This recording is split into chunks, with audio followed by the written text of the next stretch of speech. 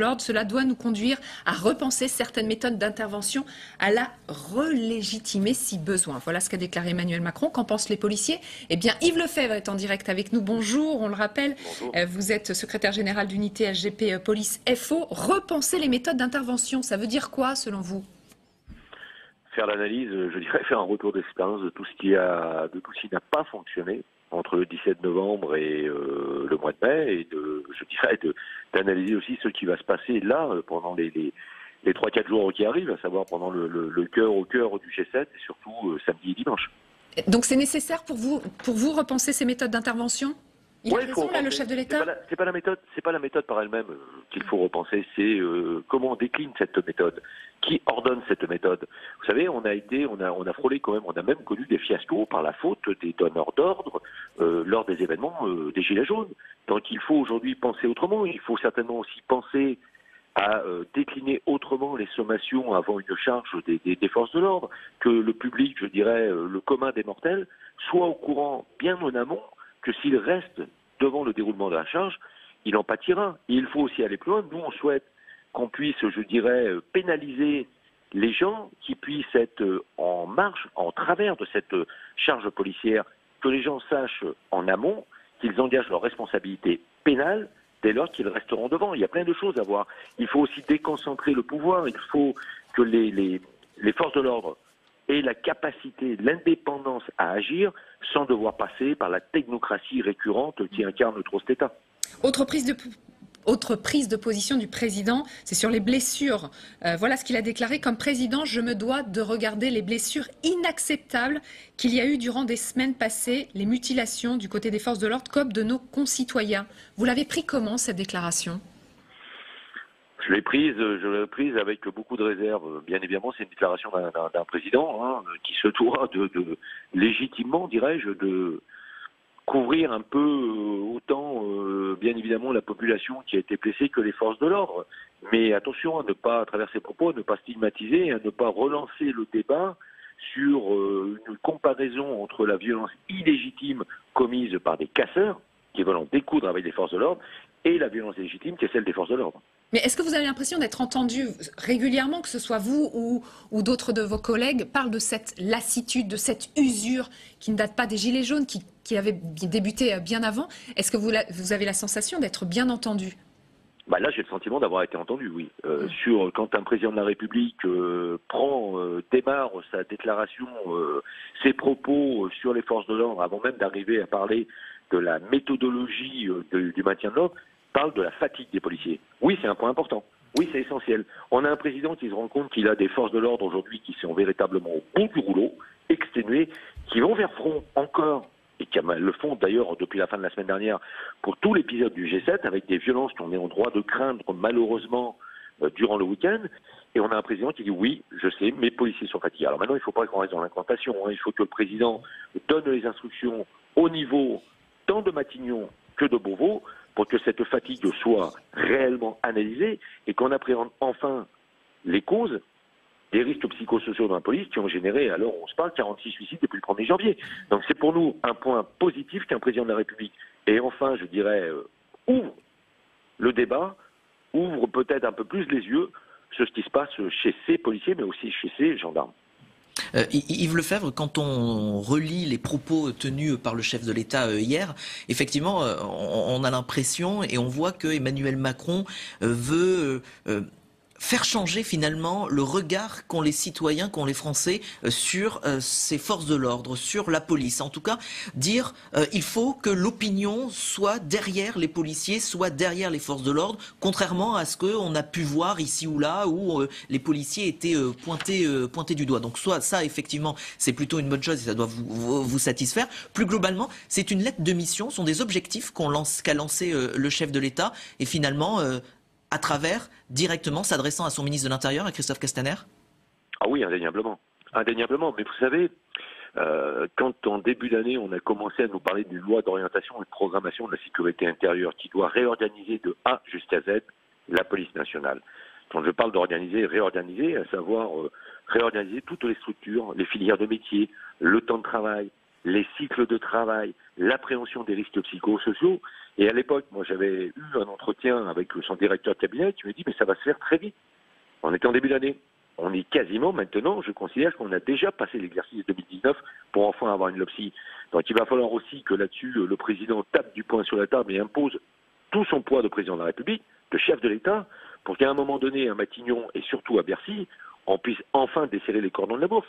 Et un point important aussi, le président avait promis et est en train de le faire, 10 000 embauches. Oui, 10 000 embauches, mais ce ne sont pas 10 000 créations d'emplois. Et aujourd'hui, on manque, parce qu'on parle du maintien de l'ordre, on parle des CRS pour ce qui me concerne. Aujourd'hui, on a des CRS qui sont à l'agonie, faute d'effectifs. On manque aujourd'hui de 1000 CRS dans nos rangs. Et il va falloir aussi que le président, parce que c'est lui aussi qui a incarné et qui incarne une réforme des retraites, réfléchisse, analyse et reconnaisse qu'un policier, ce n'est pas un fonctionnaire comme les autres. Un policier n'est pas, je dirais, un citoyen comme les autres. Il est en service 24 heures sur 24. Il a une abnégation, il prend des risques et parfois des brisques selon des ordres qui ne sont pas opportuns. On l'a vu notamment à Nantes. On l'a vu à Nantes, hein, l'affaire, parce qu'il a parlé, je crois aussi, de l'affaire de Steve. Donc, effectivement, à Nantes, il y a eu des ordres qui n'étaient pas opportuns. Et on arrive, in fine, à stigmatiser les forces de l'ordre. Donc, vous voyez, il y a tout ce chantier. Oui, c'est une lettre de mission. Et moi, je me félicite que le président de la République ait enfin, je dirais, donné le top départ, parce qu'il y a trop longtemps qu'on attendait.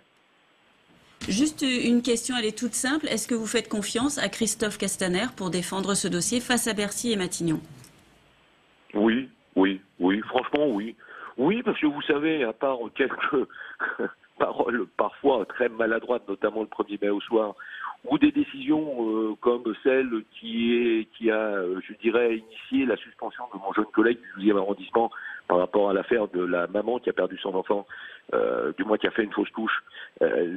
Hormis ça, Christophe Castaner a défendu ses flics, bec et ongle depuis le départ, et ça on ne peut pas le lui reprocher.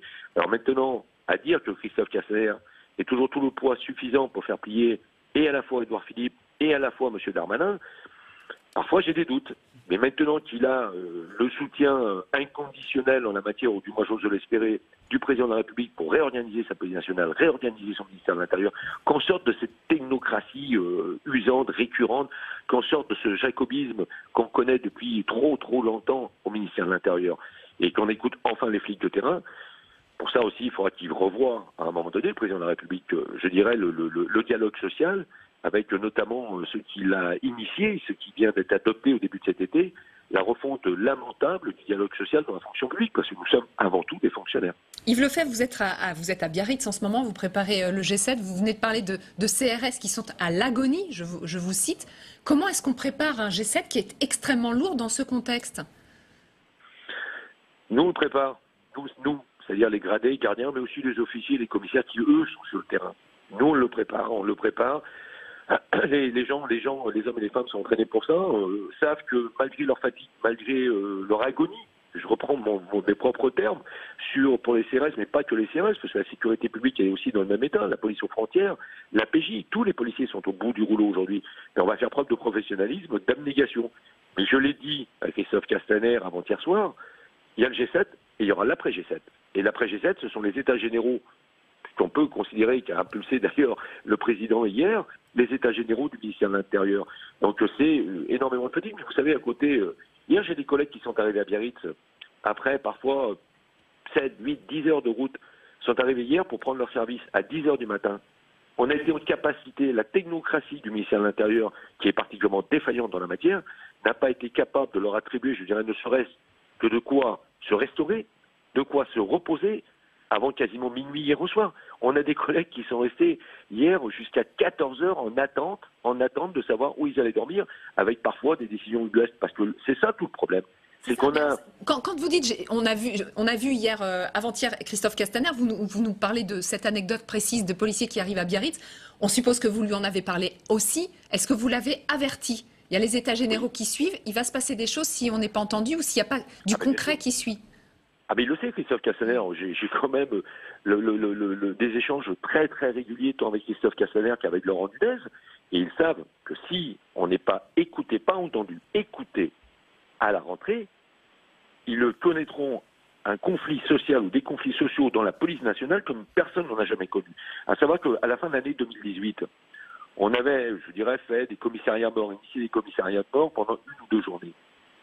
Là, c'était marqué dans le temps, c'était ni plus ni moins que des préavis déposés, qui a permis derrière d'arriver à un protocole, somme toute difficile à arracher, mais qui, in fine, apportera un peu de mieux-être et une revalorisation du pouvoir d'achat des policiers, du moins des gradés et gardiens de la paix que je représente. Mais si à la rentrée, et là je suis trop solennel, si à la rentrée, il n'y a pas le début des états généraux, qu'on n'ait pas pris en compte sur tout ce que je viens de vous citer, le temps de travail, les déroulements de carrière, les retraites, on va rentrer dans un conflit social illimité, où les flicards ne sortiront plus que sur appel des commissariats pour des crimes et délits, et le reste, on mettra tout en croix. C'est-à-dire que moi, j'initierai devant les commissariats fermés, point à la ligne. Parce que ça, on ne peut plus durer. Moi, je ne veux plus de promesses à l'eau de rose.